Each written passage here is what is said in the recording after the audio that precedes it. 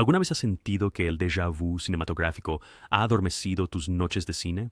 Abróchate el cinturón, porque los 15 gigantes de guerra y crimen que estamos a punto de presentar no solo son clásicos, son granadas cinematográficas destinadas a elevar tus expectativas por los cielos, desde trincheras empapadas en napalm hasta conspiraciones en callejones llenos de ácido moral. Estos potentes títulos de los años 1970 sacudirán incluso a los más experimentados cineastas. ¿Listo para saltar las líneas del frente de la grandeza olvidada? Vamos a sumergirnos. Apocalypse Now, 1979. El río Mekong se convierte en una pesadilla de neón en la febril reinterpretación de Francis Ford Coppola de Heart of Darkness. La misión secreta del capitán Willard, determinar con prejuicio extremo al renegado coronel Kurtz, se convierte en una odisea psicodélica donde la moralidad se derrite como el calor de la jungla. La introspección torturada de Martin Sheen, la gravedad oscura de Marlon Brando y un elenco completado por Robert Duvall, quien improvisó aquello de "me encanta el olor a napalm". La valentía hace que cada cuadro palpite. Los costos de producción se dispararon más allá de $31 millones después de que un tifón destruyó los decorados, y Sheen sufrió un ataque al corazón, obligando a Coppola a hipotecar su viñedo. El propio director sufrió un colapso nervioso durante el rodaje, amenazando una vez con suicidarse. Estábamos en la selva, éramos demasiados, teníamos acceso a demasiado dinero, demasiado equipo, y poco a poco nos volvimos locos. Coppola confesó más tarde en Cannes: lo que la mayoría de los espectadores no sabe es que Sheen estaba realmente borracho durante la escena de apertura en la habitación del hotel. Esa es sangre real en los espejos, después de que rompió uno con su puño. El equipo siguió filmando. Y Brando llegó con 39 kilos de sobrepeso, completamente calvo, y no había leído una palabra del guión. Coppola tuvo que filmarlo en sombras, improvisar diálogos y pagarle $1 millón por adelantado. Eso no es magia cinematográfica. Eso es supervivencia cinematográfica. Los críticos quedaron atónitos, pero fascinados, y la recaudación final de $150 millones coronó a la película como la epopeya bélica más audaz de la década. Más de 40 años después, los cinéfilos aún debaten si la versión Redux o el corte final capturan mejor su esencia alucinatoria, prueba de que esta obra maestra se niega a desvanecerse silenciosamente entre los árboles. Si solo ves una película sobre la guerra de Vietnam, debería ser esta. Solo prepárate para un viaje que podría dejarte tan aturdido como a los propios personajes. El francotirador, 1978. La aria, en 3 actos de Michael Cimino, se traslada de las acerías de Pensilvania a los antros de ruleta rusa en Saigón, exponiendo cómo el conflicto resuena a través de la amistad y la fe. El Michael estoico de Robert De Niro, el Nick atormentado de Christopher Walken y la tierna Linda de Meryl Streep se fusionan en un triángulo trágico que obtuvo 9 nominaciones al Oscar y ganó 5, incluyendo Mejor Película. Filmada con un presupuesto elevado de $15 millones, la producción introdujo cámaras de contrabando en auténticos garitos de juego tailandeses para capturar la autenticidad sudorosa de las escenas de ruleta. Lo que muchos no saben es que Cimino filmó más de 396,000 metros de película, suficiente para hacer una película de 50 horas. Y el proceso de edición fue tan intenso que un editor renunció a mitad de la producción. Las primeras audiencias de prueba salieron conmocionadas por la brutalidad, pero el boca a boca elevó los ingresos domésticos de la película a $49 millones. Las infames escenas de ruleta rusa provocaron controversia, con muchos veteranos afirmando que tales juegos nunca ocurrieron en Vietnam. No obstante, la verdad emocional de la película trasciende las disputas factuales. Captura la devastación psicológica de la guerra como pocas otras. Hoy en día, sigue siendo un himno agridulce a la resistencia y el colapso de la hermandad en medio de la metralla de la guerra. Patton, 1970. George C. Scott no solo interpreta al general George E. Patton, lo encarna, con su bastón de mando golpeando el podio de la historia.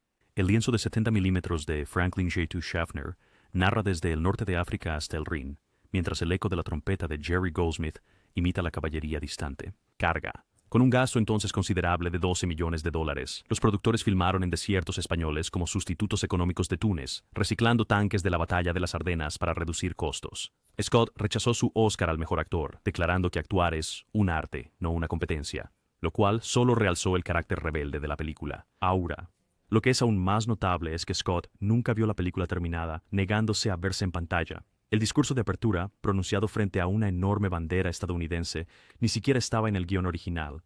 El escritor Francis Ford Coppola lo agregó la noche antes de que comenzara el rodaje, creando uno de los más icónicos del cine. Aperturas. Estrategas todavía la proyectan en academias militares, desmenuzando la audacia de Patton como tanto un esquema como un relato de advertencia. Si piensas que las películas de guerra son solo explosiones, esta demostrará la compleja psicología detrás del genio militar. Un puente lejano, 1777. Richard Attenborough reúne una de las formaciones de estrellas más densas en el cine bélico: Connery, Caine, Redford, Hackman, solo para lanzarlos en paracaídas en la condenada ambición de la Operación Market Garden. Ingenieros reales reconstruyeron el puente de Nimega, mientras veteranos asesoraron en el descenso de Arnhem, incrementando la autenticidad con un colosal presupuesto de 22 millones. La producción utilizó más vehículos militares que la propia operación, con más de 4.000 uniformes hechos desde cero para vestir a la enorme elenco.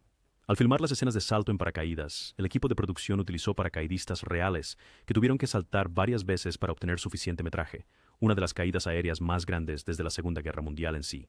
Aunque los críticos estadounidenses se opusieron a su ritmo sombrío, el público europeo abrazó su sinceridad, llevándola a recaudar más de $50 a nivel mundial. Millones. A diferencia de la mayoría de las películas bélicas de la época, se atrevió a mostrar a los aliados cometiendo errores catastróficos. Un movimiento audaz solo 3 décadas después de la guerra. La lección: incluso los héroes pueden ahogarse en la burocracia, y ningún puente vale un río de desperdiciado vidas.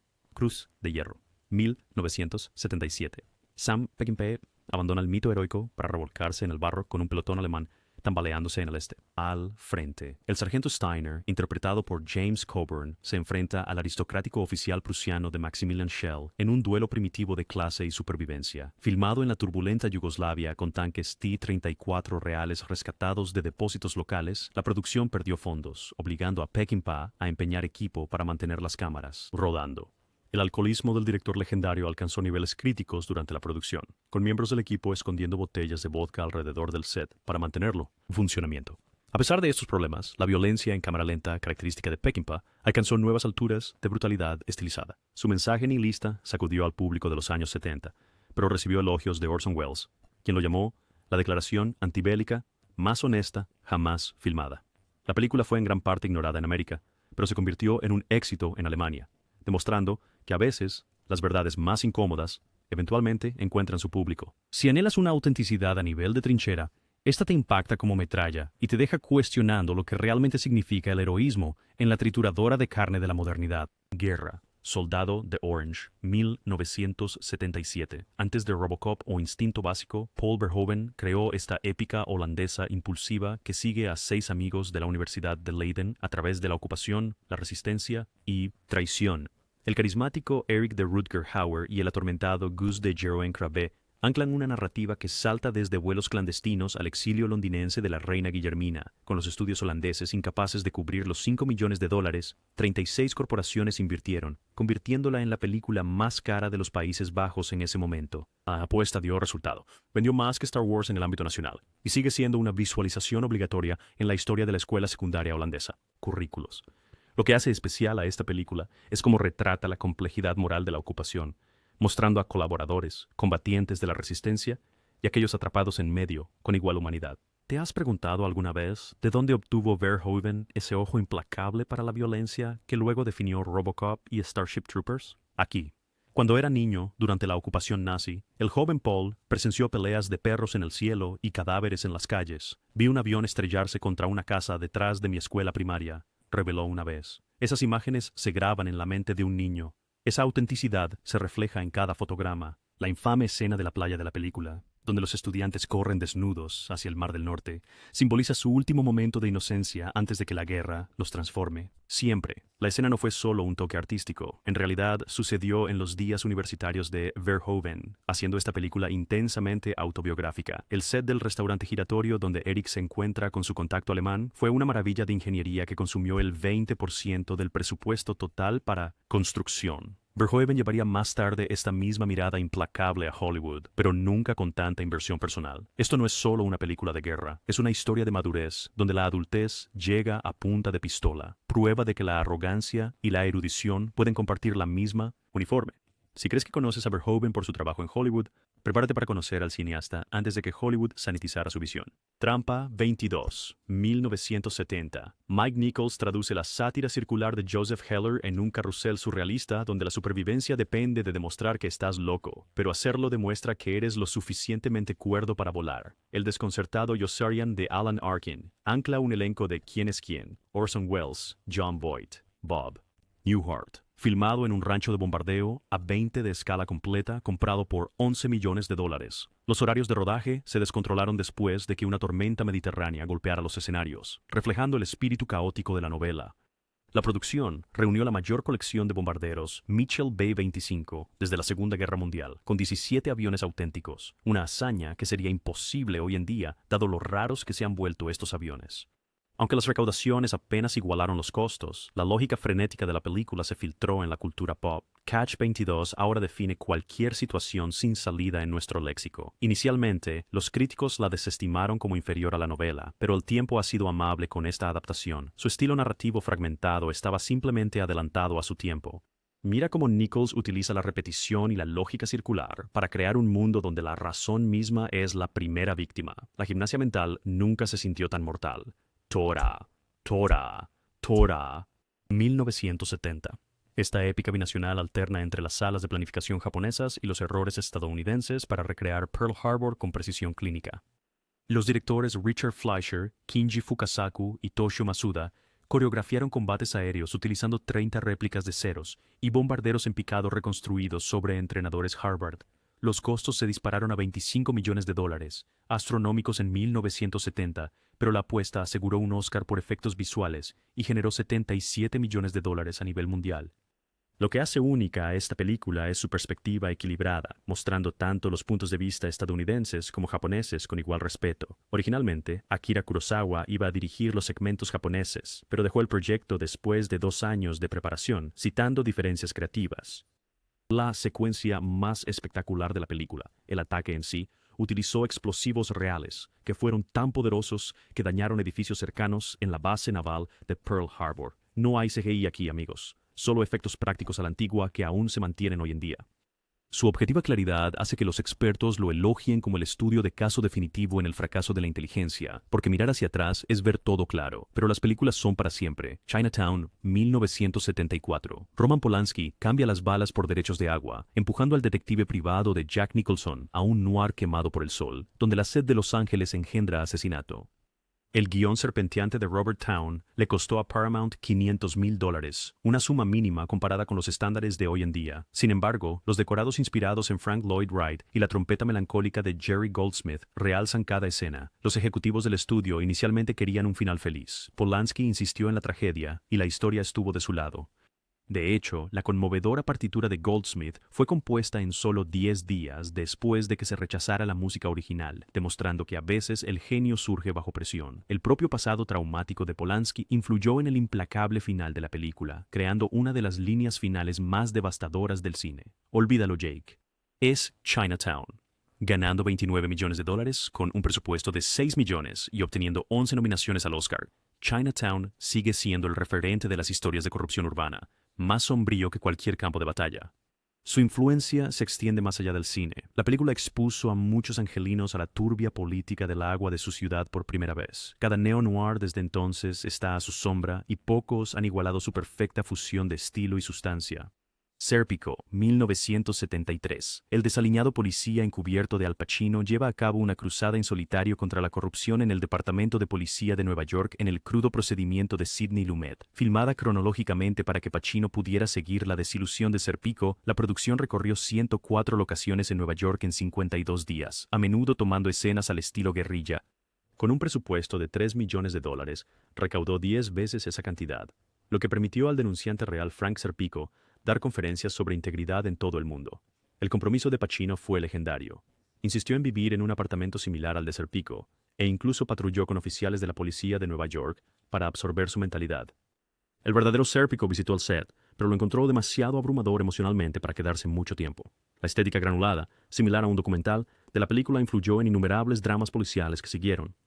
Antes de ser Pico, los policías corruptos eran generalmente villanos secundarios. Esta película se atrevió a hacer de la corrupción sistémica el antagonista central. Si el valor tuviera un rostro y una barba desordenada, esta película lo encuadró. Cuando la veas, recuerda, esto no era ficción, era jueves para Frank Serpico.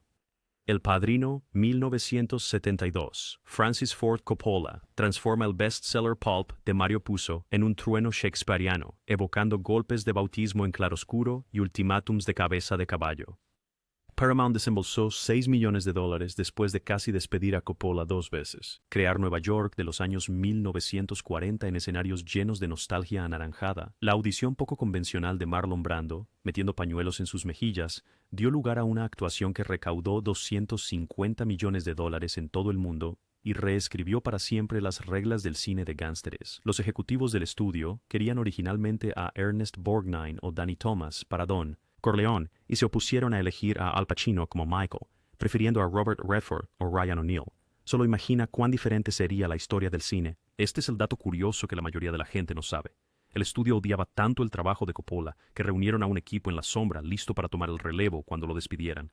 La presión era tan intensa que Coppola vomitó del estrés una mañana antes de filmar. ¿Y esa escena de la cabeza de caballo? Esa era una cabeza de caballo real obtenida de una fábrica de comida para perros. Fábrica. La reacción horrorizada del actor no era actuación. La cinematografía sombría de la película no fue solo una elección artística.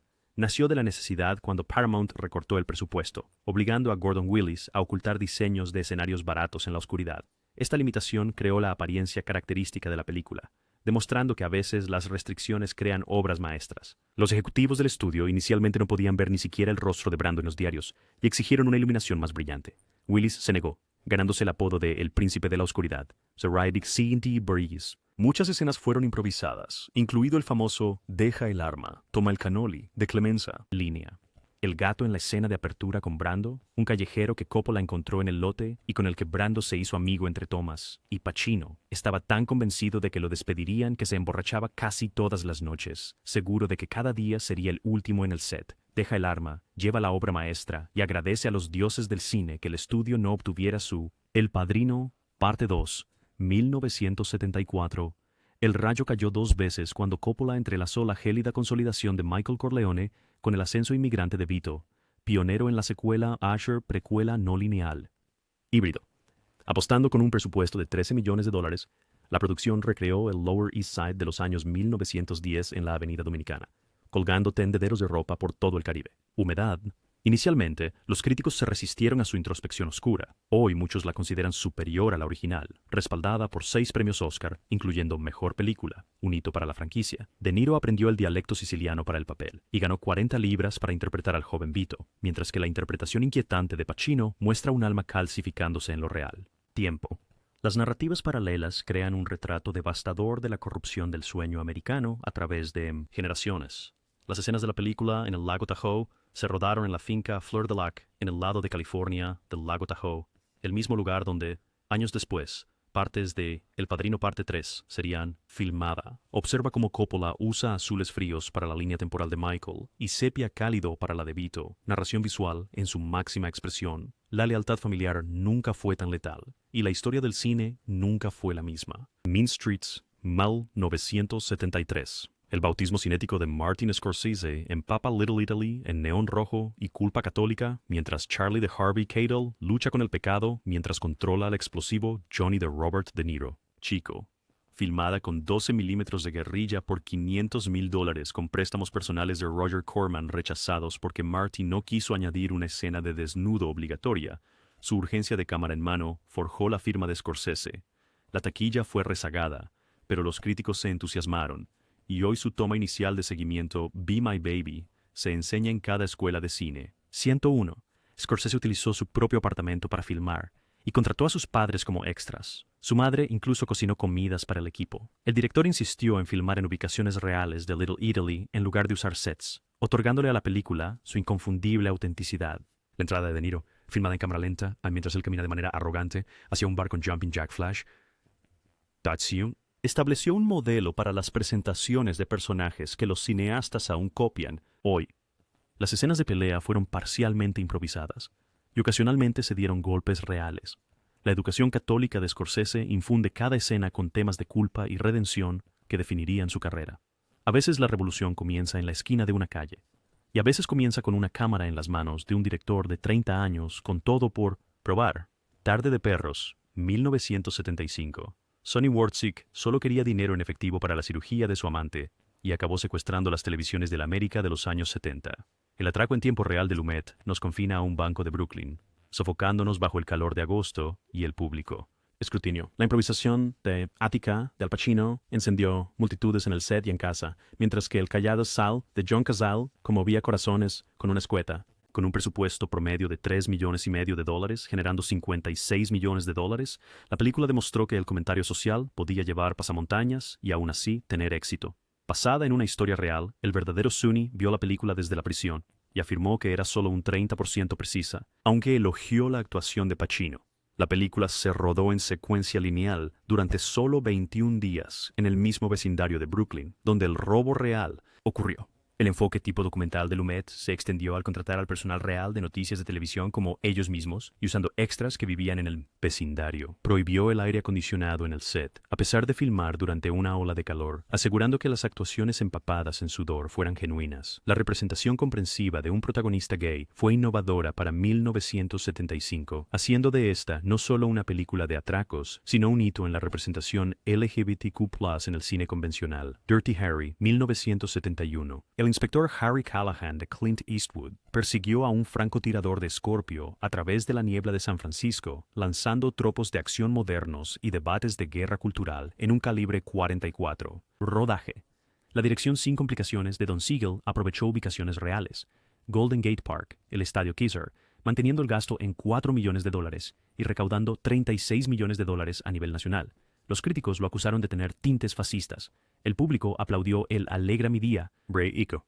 Frank Sinatra había sido originalmente elegido como Harry, pero se retiró debido a una lesión en la mano, dando lugar al papel que definiría la carrera de Eastwood. El villano de la película se basó vagamente en el asesino del Zodiaco de la vida real, quien aún estaba en libertad durante el rodaje. Comenzó. Eastwood realizó la mayoría de sus propias acrobacias, incluida la famosa escena del puente donde Harry salta a un autobús escolar en movimiento. Autobús. El actor también contribuyó al desarrollo del personaje, sugiriendo el icónico Magnum 44 como el arma de elección de Harry. Sea que veas una fantasía de justiciero o un lamento por la ley y el orden, la película todavía apunta a nuestra conciencia colectiva. Generó 4 secuelas e innumerables imitadores, pero ninguno iguala el poder crudo del original. Y ahí lo tienes. 15 titanes incendiarios de guerra y crimen que demostraron que los años 70 fueron la frontera salvaje del cine, donde el coraje, la corrupción y el caos se enfrentaron cuadro a cuadro. ¿Qué título detonó tu mente más fuerte? Deja tu elección en los comentarios. Leemos cada uno como si fuera información clasificada. Dale al botón de me gusta si sentiste la explosión. Haz clic en suscribirse y toca la campana para que nunca te pierdas otra proyección encubierta de brillantes clásicos de la Edad de Oro. Hasta el próximo carrete.